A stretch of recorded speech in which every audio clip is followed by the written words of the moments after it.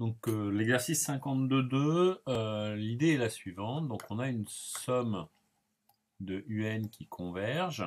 Et un petit peu la question qu'on se pose au départ, c'est qu'on sait que bah, non pas ainsi, pardon. Donc on va dire qu'avec les sommes de Riemann, somme des 1 sur n, ça diverge. La somme des 1 sur n puissance alpha converge si alpha est tout de suite plus grand que 1. D'accord. Et donc, en ce qui concerne des sommes de Riemann, somme des UN converge si et seulement si UN est un petit taux de 1 sur n. C'est-à-dire que dès qu'il est 1 sur n puissance quelque chose. Ça, c'est valable que pour les suites de Riemann. D'accord. Et donc, on va essayer de voir, d'étendre un peu si cette propriété est vraie ou pas. Alors, première chose, on va voir un cadre dans lequel elle est vraie et qui est finalement un cadre, un cas particulier, pas si particulier que ça. C'est celui où UN est une suite décroissante, d'accord, qui converge vers 0, puisque la somme converge, donc je sais que la limite, ça va être vers 0. Et donc je m'intéresse à une suite réelle décroissante. Ça arrive finalement quand même assez souvent. Alors dans ce cas-là, effectivement, UN va être plus petit que 1 sur n, donc c'est la question 1 qui est un petit peu détaillée. Et une des façons pour penser à ceci, c'est se dire qu'on va calculer une somme des UK. Ça, on sait que ça converge, on peut mettre tend vers 0 avec certaines valeurs, et donc plus grande que. Alors pour pouvoir mettre du plus grand que, il faut que les UK soient plus grands qu'une certaine valeur. Donc si je mets du n, k égale 1 jusqu'à n, effectivement, ceci c'est plus grand que n fois u1, n fois un, pardon. Mais on a simplement la convergence ici. Donc ça nous donne directement, et ça sera vrai dès que UN est décroissante, que UN est un grand taux de 1 sur n. D'accord? Puisque j'ai l'encadrement vers quelque chose qui converge vers alpha, et donc ça veut bien dire que la suite NUN est bornée. Donc j'ai un grand taux. C'est pas mal. L'énoncé demande un petit taux. Donc on va essayer de faire un peu plus précis, et ça on a déjà vu cette idée-là. Et l'idée, ça va être de faire la même addition, mais de n plus 1 jusqu'à 2n, puisque comme ça sera plus grand que n le terme, et puis le terme le plus petit qui est du u de 2n. D'accord ? Ceci est positif, et puis cet objet-là, alors plein de façons de l'écrire. Je peux écrire que c'est u de s de 2n moins s de n, et comme les deux convergent à la même valeur, tout ça, ça nous converge vers du alpha moins alpha qui vaut 0. Je peux dire que c'est du R de n moins R de 2n plus 1, si je ne me trompe, quelque chose comme ça. Celui-là tend vers 0, celui-là tend vers 0, à un poil près ici à rajouter. Ou alors, je pourrais aussi dire que ceci est plus petit, puisque je sais que ma série de termes générales UN converge, donc est plus petit que la somme de n plus 1 jusqu'à l'infini DUK, qui est égal à Rn plus 1. Rn, pardon. Comme la suite converge, la série converge, les restes tendent vers 0, donc j'obtiens bien que ceci tend vers 0. Donc ça me donne que la somme des u de 2n tend vers 0. Donc assez facilement, 2n u de 2n tend vers 0. Et puis, u de 2n, ceci est plus grand que 2n u de 2n plus 1. Donc on en déduit que, à nouveau, par encadrement, 2n u de 2n plus 1 tend bien vers 0. Et puis, je sais que la suite u de 2n plus 1 tend vers 0, puisque c'est une suite extraite de la suite un qui tend vers 0, puisque la série somme des un converge. D'accord? Donc je peux la rajouter, et donc en ajoutant les deux, j'obtiens 2n plus 1, u de 2n plus 1, qui tend vers 0. Là, j'ai les deux propriétés suivantes. La suite extraite des impairs et la suite extraite des pairs qui convergent vers la même limite. D'accord? Et c'est une question de cours, je vous invite à savoir le refaire. Donc on en déduit que NUN tend vers 0. D'accord? NUN tend vers 0, ça nous donne bien, en conclusion, que la suite UN est un petit o devant 1 sur n. Donc voilà pour la première question, réglée dans le cas où un est une suite décroissante.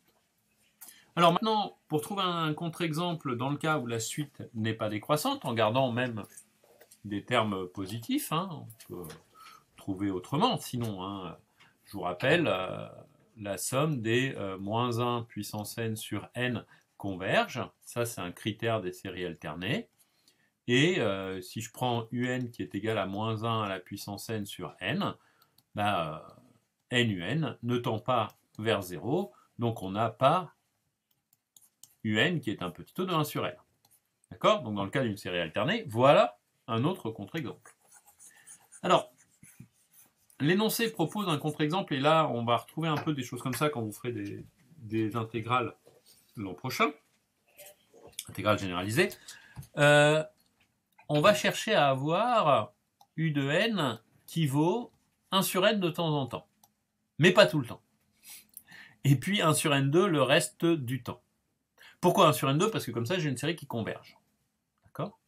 Alors, le tout, c'est de trouver un truc pour que ça converge. Et ben, je vais dire que ceci, c'est si n s'écrit 2 puissance p. D'accord? C'est-à-dire que... Sinon. Donc, pour toutes les puissances de 2, je prends 1 sur n. Je vais prendre les puissances de 3, de 4, ça n'a aucune importance. Hein. On voit bien, ça va se ramener à une suite géométrique. Et sinon, c'est 1 sur n2. Donc, si j'écris le début de la suite un, 1 c'est 2 puissance 0, bon, de toute façon ça fait du 1 sur 1, 1 demi ça fonctionne, 3 c'est pas une puissance de 2, donc 1 neuvième, 3 au carré, 4 une puissance de 2, puis 5 au carré, 1 sur 6 au carré, 1 sur 7 au carré, 1 sur 8, 1 sur 9 au carré, etc. etc. D'accord? Alors, ceci fait qu'on a une somme uniquement de termes tous positifs. Et donc, il suffit que je m'intéresse à montrer que les sommes partielles Sn sont majorées. Donc, je vais regarder la somme de k égale 1 jusqu'à un n des un. Et ceci, finalement, bah, je peux majorer un par la somme de k égale 1 jusqu'à n des sur n2, d'accord, plus éventuellement 1 sur n, ça c'est si 1 sur k2, pardon, plus 1 sur k, si k est égal à 2 puissance p. D'accord? Donc je vais pouvoir majorer tout ce monde-là par la somme. Alors, c'est peut-être pas le plus clair, excusez-moi. Je reprends. Je reprends. On va faire autrement. Je vais découper cette somme en la somme des k appartient à l'ensemble des 2p, des un, plus la somme des k n'appartient pas à l'ensemble des 2p. D'accord? Ceci, k étant toujours plus petit que n, pour avoir des sommes finies dans les deux cas. Et cette somme-là, dans ce cas-là, un vaut 1 sur... uk, pardon, vaut 1 sur k, décidément. D'accord? Donc ici, je peux remplacer par 1 sur k carré. Et tout ceci, bah, j'ai moins de termes que si j'avais tout le monde, donc je peux dire que ma somme des un, c'est plus petit que la somme de k égale 1 jusqu'à n des 1 sur k carré. Et quitte à y aller, allons-y franchement, c'est même plus petit que la somme jusqu'à l'infini des 1 sur k carré. D'accord? On sait que ça converge par Riemann.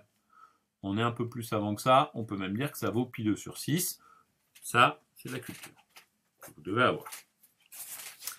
Et puis, il nous reste notre autre terme.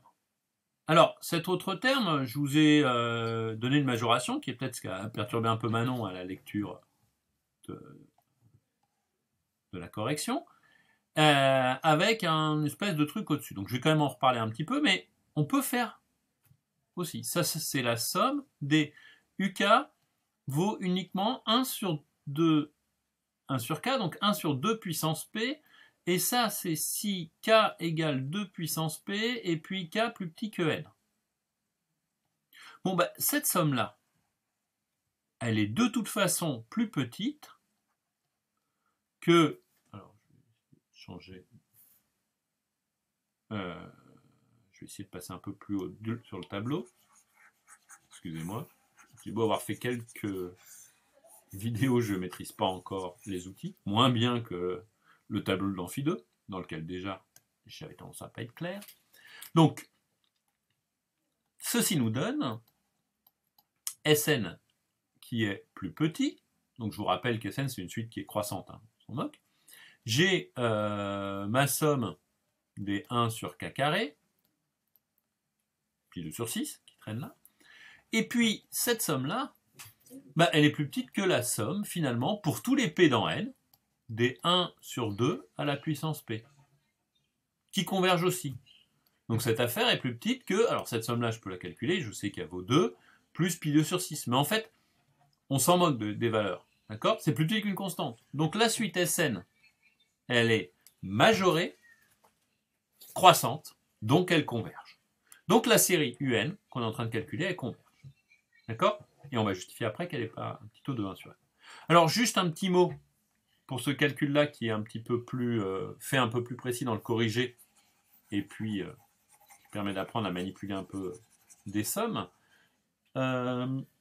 Donc, le terme qui correspond à ce terme-là, c'est la somme pour tous les cas compris entre 1 et n, des cas appartient à l'ensemble des 2P, tel que P est dans N. Donc des 1 sur K. Et ceci, bah, finalement, cet ensemble-là, je peux le décrire par P. C'est-à-dire que ça revient à avoir tous les 2 puissance P compris entre 1 et N. C'est-à-dire, d'un côté, P plus grand que 0, et puis je les prends tous à la filée jusqu'à avoir ce truc-là, c'est-à-dire P log de 2, je passe à l'exponentielle, plus petit que log de N. C'est-à-dire P plus petit que log de N sur 2. C'est-à-dire, j'ai des problèmes de connexion, log 2 de N.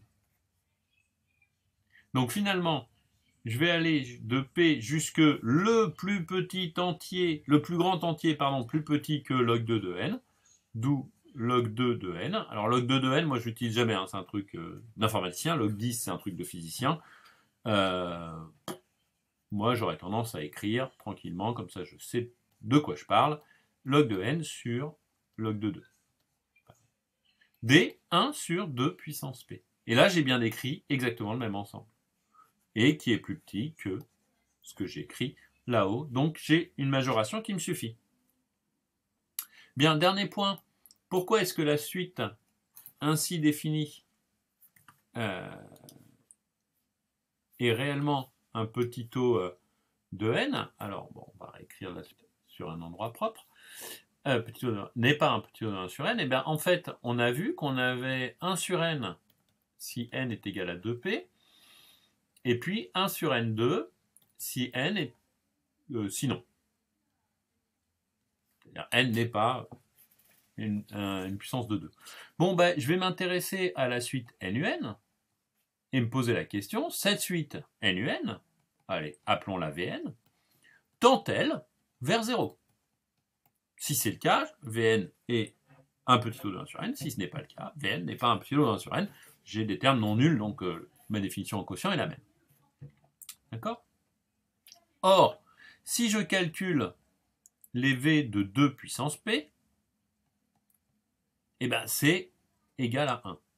Donc j'obtiens que la suite extraite des V de 2 puissance P, qui est bien une suite extraite, pourquoi? Parce que si je prends l'application phi qui a P associe 2 puissance P, j'ai bien une application qui va de n dans n et qui est strictement croissante. Donc j'ai une extractrice. Donc voilà une suite extraite qui est constante en 1. En particulier, elle a pour limite 1.